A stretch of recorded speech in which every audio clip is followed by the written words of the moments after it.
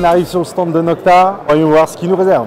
La nouveauté cette année sur le stand Nocta, c'est la nouvelle génération de simplex. Vous allez en avoir 3. Un simplex light, un simplex BT et le simplex ultra. La grosse nouveauté se situe principalement aussi au niveau du poids.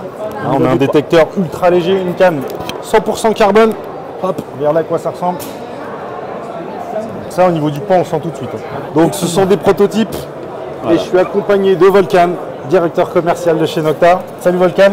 Salut Fred. Sympa vos 3 nouveaux détecteurs. Qu'est-ce que tu peux nous dire dessus là? Le simplex, grand succès depuis la sortie de la première génération. Et cette nouvelle série de simplex, 3 différents appareils. C'est la version light qui sera vendue sur le marché à un prix très économique. Et qu'est-ce qu'elle a de moins par rapport au simplex actuel? Alors, par rapport au simplex actuel, elle n'aura pas la capacité d'être connectée à un casque, ni Bluetooth, ni 2.4.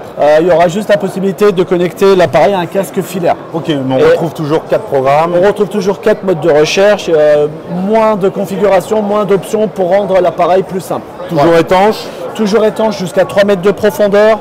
Un appareil toujours aussi solide, toujours aussi robuste. Il est plus léger, il a l'air plus léger. Il est plus léger, ouais. Il est plus léger. Les 3 appareils seront plus légers.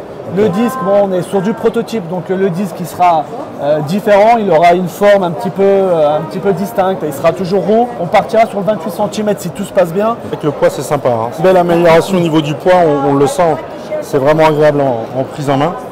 Et puis le design, c'est fidèle un petit peu à ce qu'on a connu sur l'ancien simplex. Avec un boîtier de contrôle un petit peu plus fin, plus amincé. D'accord. Et au niveau de la navigation, l'ergonomie c'est pareil, à l'intérieur, les menus, etc. C'est semblable, on a touché le panel des touches. Ouais. Il est un petit peu plus simple aujourd'hui, un petit peu plus intéressant peut-être au niveau du toucher. Ok, on a gardé la poignée vibrante? On a gardé la poignée vibrante, toujours la torche LED derrière.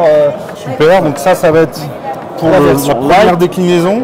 Ensuite, la seconde déclinaison, la version simplex BT. Je comprends bien, BT, c'est Bluetooth? C'est Bluetooth, c'est bien ça.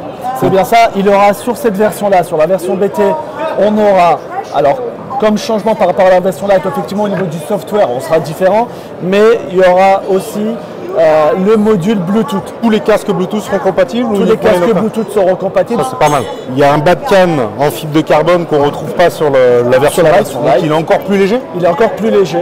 D'accord, ok. Et au niveau des features, c'est la même chose? Et au niveau des réglages, on a un mode de plus, quelques configurations en plus, quelques paramétrages en plus pour rendre la prospection un petit peu plus détaillée. Après le BT, on a la version Ultra, donc ça c'est la version haut de gamme de ce nouveau simplex? Exactement, ça sera la version haut de gamme.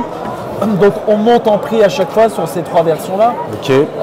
Sur cet appareil-là, la grande différence c'est qu'elle viendra avec le bas de canne en carbone et le mid canne en carbone, ce qui va nous faire gagner encore.